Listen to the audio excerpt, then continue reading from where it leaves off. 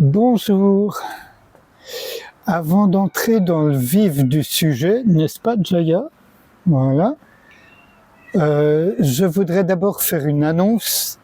Vous savez, j'avais demandé si quelqu'un pouvait mettre à disposition un local où on puisse se rencontrer. J'ai eu quelques propositions, j'en ai accepté une dans Paris même.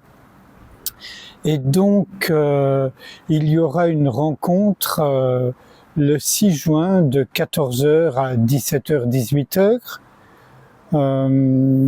chez une amie de la chaîne.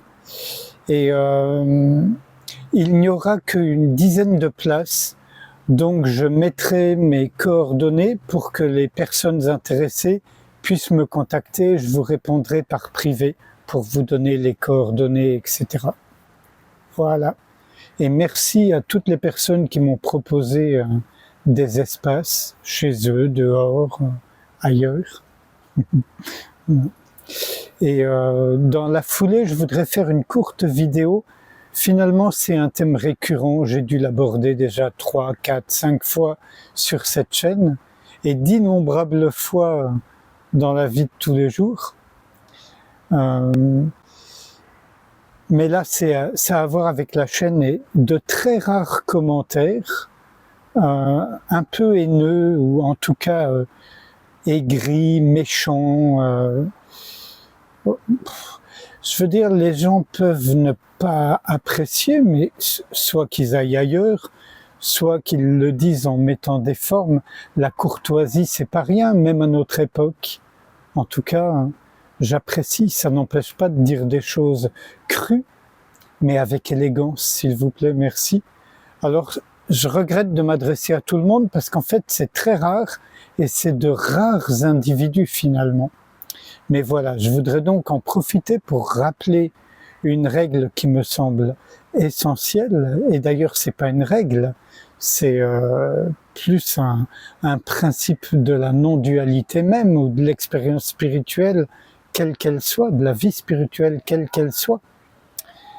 C'est que ceux qui n'ont pas reconnu l'espace ouvert, l'espace infiniment ouvert, ou appelons ça leur véritable nature, ou ce que vous voulez, l'espace de silence, l'immensité silencieuse, bref, ceux qui fonctionnent uniquement dans le bocal étroit du conditionnement, des réactions, des opinions, des certitudes, du savoir, quand ils émettent des jugements, il faut bien avoir conscience que ces jugements sont l'expression même de ces limites.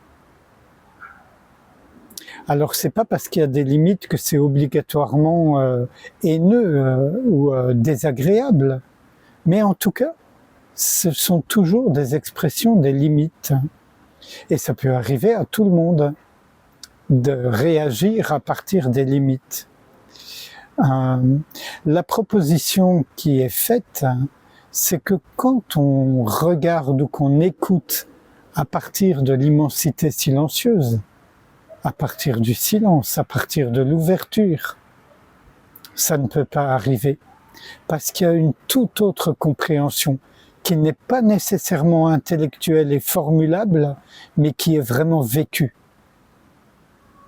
Il y a une forme d'équanimité, ou non pas d'indifférence, mais d'ouverture telle que vous êtes à la fois plein de tendresse, de compréhension au sens prendre avec, et il n'y a pas de place pour ce genre de réaction, mais en plus, vous comprenez réellement quelque chose qui échappe quand on est dans le monde étroit des limites, de moi-je, pour le dire autrement.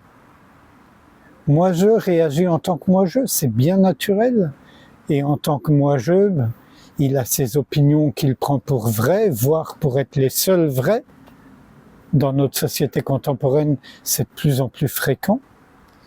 On a du mal apparemment avec le débat et la vraie démocratie, c'est-à-dire les différences de vue, de voix, de regard et de formulation. Donc l'invitation là, c'est de tout entendre, tout accueillir, Et s'il doit y avoir un jugement, qu'il soit étayé à partir du silence. Et vous verrez qu'à partir du silence, ce ne sont plus des jugements, mais des constats.